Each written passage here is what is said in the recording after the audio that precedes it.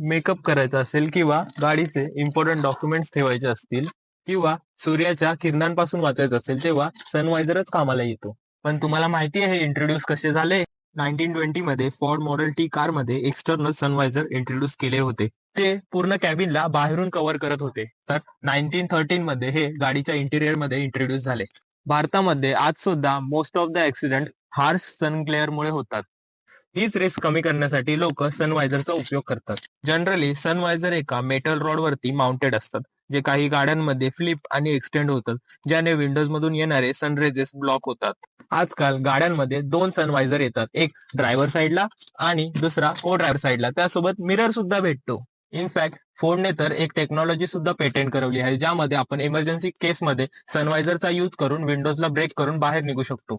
अजून अशा कंटेंटसाठी शेअर करा आणि अशाच इन्फॉर्मेटिव्ह व्हिडिओसाठी कार्टेकला नक्कीच फॉलो करा.